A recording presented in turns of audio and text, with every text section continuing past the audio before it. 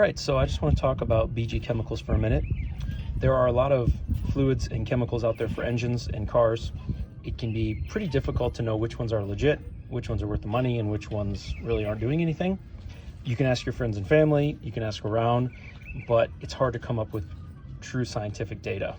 And I'm no authority on this, I'm not a chemist, but I want to share some personal experiences and then show you something. So the first thing is, over the last 16 years while working for a automotive manufacturer at the corporate level in quality assurance and engineering, I worked directly with BG. We reached out to them to help us solve some problems that we had on our engines. One was for a coolant issue with basically a sludge building up in the coolant, blocking the heater cores. And it was related to a fluxing agent that was used for the brazing of the radiators that was being left inside the cooling system. The cooling system would become acidic and eat a bunch of aluminum, and you'd have this fluxy aluminum crud building up. The second was on a turbocharged engine where the oil was sludging up extremely bad, and basically because the oil sump was too small and the oil was always cooking in the turbocharger. So I know a couple of the guys at BG, a couple of the chemists. I've worked with them directly. I've done fairly scientific, not quite lab grade, but fairly scientific before and after, where we would examine a heater core and then do a flush and then cut it open and see the results. And so I have great confidence in their products. Almost every single mechanic technician I know who's been around also believes in their products.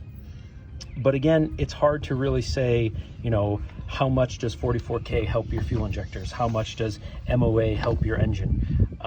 Those are difficult things to quantify, and lab results are great, but lab is not real world. And so these are fairly expensive. I think these three cost $60. And whenever I buy a used car, I always do 1 or 2 oil changes right off the bat, and try and, you don't know the maintenance history of the engine, and almost nothing is cheaper than oil and filters to keep your engine running well. So I just did the first EPR, and then these two I'm going to put in the tank, or put in the engine later. This one goes in the fuel tank, this one goes in the engine, I should say. So what I did is I put about a quart of transmission fluid into the engine oil, the original engine oil and filter that came when I bought the car. And I ran it for 10 minutes at high idle and then drained it.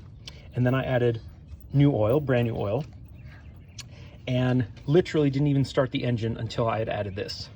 So the oil literally had 0 miles on it. So it took 5 minutes to warm up the engine, and then this tells you to high idle the engine at 1200 RPMs for 10 minutes. So the oil I'm about to show you has 15 minutes of use on it, and then I'm going to compare it to new so you can see the difference. So basically what I did, I use Mobil and synthetic oil, but because I'm changing the oil basically after 15 minutes, I'm using this stuff because it's cheaper. And here's the two oils. So on the right is brand new oil right out of the bottle that I got 5 minutes ago. And on the left is the same oil that was in an engine for 15 minutes with EPR installed.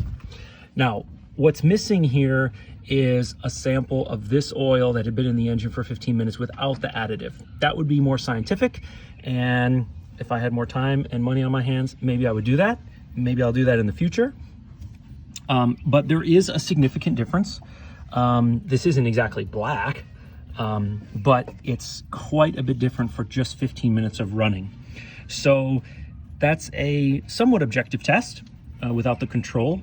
And nonetheless, it's a tip that I would suggest is if you buy a used car, think about changing the oil once or twice right away.